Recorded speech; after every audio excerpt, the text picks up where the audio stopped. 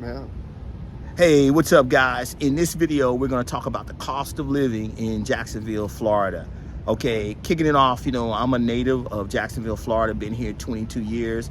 And if you're thinking about moving or living in Jacksonville, Florida, this video is for you because we're going to break down some of the cost of living in Jacksonville, Florida. So first off, I've been in Jacksonville 22 years, and what I can say is the cost of living compared to major cities is very, very good. You have no state income tax, which is amazing. The gas, now let me say this. Now with gas, the gas has gone down a little bit, but the city is so spread out. You definitely need a car. So you're going to be driving a lot if you work on different sides of town. So prepare for that cost of traveling. The bus system is not the best, right? It takes a long time to get to where you need to go, but it works for some folks. But most people truly need to have a car. So that's going to be a cost. And then the repairs, getting your oils changed and, tires and stuff. So you want to plan for that. You want to budget for that because Jacksonville is so spread out. So those are some of the costs, just kicking it off. And Jason, talk to him a little bit about some of the costs you're seeing here in the Jacksonville area. Well, I mean, from my perspective, I don't think it's too bad over here in Jacksonville. I mean, I used to live in West Palm Beach, and then, I lived over in Tampa. And, moving over here, some of the cost for housing is great. I mean, the, cost of houses is actually very, very advantageous versus other areas. West Palm Beach, I mean, he's, parking everywhere. You had to pay to park and things like that. But I feel like, Jacksonville's a little bit more spread out. You don't have parking meters everywhere. In the city you do, but, you have a little bit more flexibility there. And then, gas and stuff, I feel like further south you go down, it's a little bit more expensive sometimes because we have a lot of ports over here, right? A lot of ports that, that the old tankers and stuff can come in here, so we have a little bit of advantage with that too. Right. Perfect. So for families, I'm an empty nester now. So for families, when raising my kids, there was a lot of free events. So they had a lot of things with the churches, with the community, a lot of low cost events. A lot of times you're going to see a lot of family-friendly restaurants offering discounts for kids. A lot of times the schools have different coupons and things of that nature. So if you have kids, you have a family, it's great. This is a great city for that, a family-friendly city. One of the great places to raise families. Then also Jacksonville is a huge veteran community. So for our veterans, there's always something going down for you. You probably can get free coffee, free breakfast here and there on special days, of course. But with it being a military city, there's a lot of specials. A lot of the lenders, because we work in the real estate business, a lot of the lenders look out for them with special costs. They don't allow our veterans to pay for a lot of things. So just a great city for that. So those are some of the things. You want to chime in a little bit on the veterans? I know you are. Did you say something about the Blue Eagles or something? They like an event or something. The Blue Eagles. They did a free event at the beaches. Then sometimes they go to NES Jacks and do the flyovers for the kids and things like that. You have a lot of free concerts down at the beach. Sometimes downtown. They have a huge jazz fest. They have a lot of events that are free. Now they have some stuff that costs, and that's pretty normal pricing. But a lot of other free events in the parks. You have tons of parks in Jacksonville, so it's definitely a place to move to.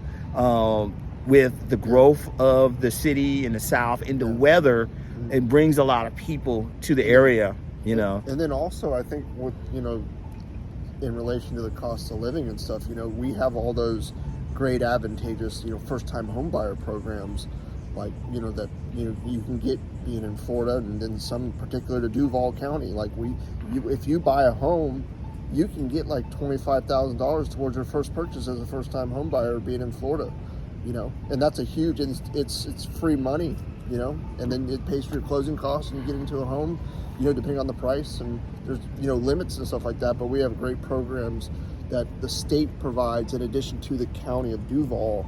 And then there's other programs like H2H and things like that. So What's H2H, man? You talked about that. Break that down for the people. So H2H is very Duval specific, right? So it's called Head Start or Homes for Heroes? No. It's Head Start to Home. So it's a very specialized program to Duval, because Duval, counties get money, right?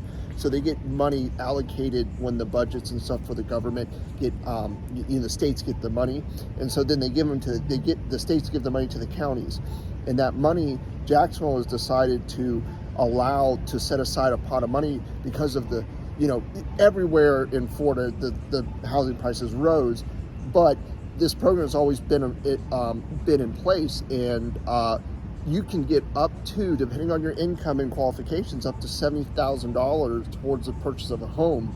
I just qualified someone to get, she worked for the city, which you don't have to work for the city, but her income was lower at like $40,000. And then I was able to get her qualified by finding the right home for $70,000, and then she had 30% equity in the home and also paid for all her closing costs. So,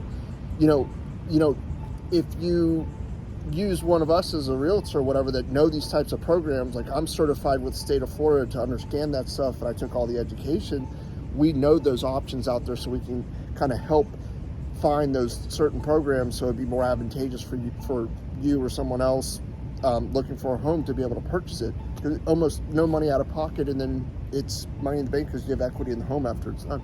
Right, great stuff. And even so for renters as well, they have like rental assistance, and I know I believe the governor is signing some other stuff, right. To give rental assistance and things of that nature. That's right. Because the rents here, when we talking about cost of living, are going up. Oh yeah. High. They're going up. So the state of Florida gives opportunities for that assistance. So that's definitely hit us up, give us a call, shoot us a text to know about these things. Right.